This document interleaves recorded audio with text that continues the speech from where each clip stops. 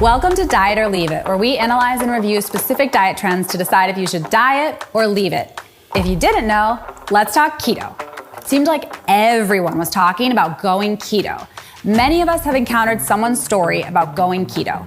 A ketogenic diet is basically the opposite of a low-fat diet. It's very high in fat, moderate in protein, and extremely low in carbohydrates. Quick nutrition biochemistry lesson. Your brain runs on glucose, which is a broken down, simple form of carbohydrates. When your body doesn't have glucose, whether you're fasting or eating a very low carb diet, it can rely on a process called ketogenesis, which creates ketone bodies from fat as an alternative fuel source for your brain. The keto diet emphasizes a higher fat to protein ratio with minimal carbohydrates. The amount of carbs varies slightly depending on which type of ketogenic diet you follow and how strictly you follow it, but less than 50 grams of carbohydrates per day, or around 5 to 10% of your total calories.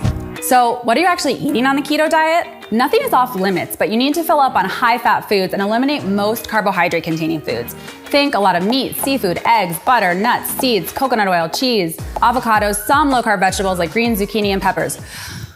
There's not really a lot of room for fruits, starchy vegetables like potatoes and squash, grains, beans, or sugar. No pasta, no cookies, no rice, no ice cream.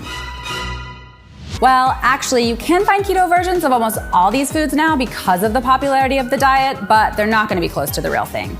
The ultimate goal here is the ratio of fats to carbohydrates, and calories are not specifically counted. The keto diet claims to help with weight loss, diabetes, epilepsy, and more. But what does the science say? Science has shown that you will likely lose weight if you follow the diet short term, a few weeks, even a few months. Unfortunately, it also shows that you'll gain the weight back when you stop the diet. As far as diabetes goes, some research has linked following a ketogenic diet to better blood sugar numbers in people with diabetes. That said, it's not the only way to improve blood sugar, and there are potential downsides. Because the keto diet is so low in carbohydrates, it's hard to get enough fiber when you're not eating whole grains and fruits and eating limited vegetables. Less antioxidants, phytonutrients, and vitamins and minerals. One potential downside to keto is the keto flu. You might feel nauseous, have headaches, cramps, trouble sleeping, irritability, poor concentration, sugar cravings, and feel constipated or have diarrhea. So some not so fun stuff. Thankfully, these are usually short-term, and if you hydrate well and make it a priority to get enough electrolytes like sodium, potassium, and magnesium, you can reduce the risk of side effects. I should mention one other common side effect of the keto diet: bad breath. Like really bad. Eee. So should you diet or leave it?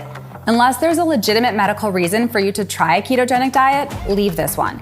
It's hard to follow and it may negatively impact heart health. Here's a few parting suggestions. Eat more healthy fats. Go for the avocados, nuts, seeds, olives, and fish. Fat is super satisfying, makes your food taste better, and helps you absorb vitamins A, D, E, and K. And instead of cutting out almost all carbs, choose better for you carbohydrates like whole grains, fruits, and vegetables more often than refined carbohydrates. All carbs are not created equal. A candy bar is not the same thing as a piece of fruit. But you knew that.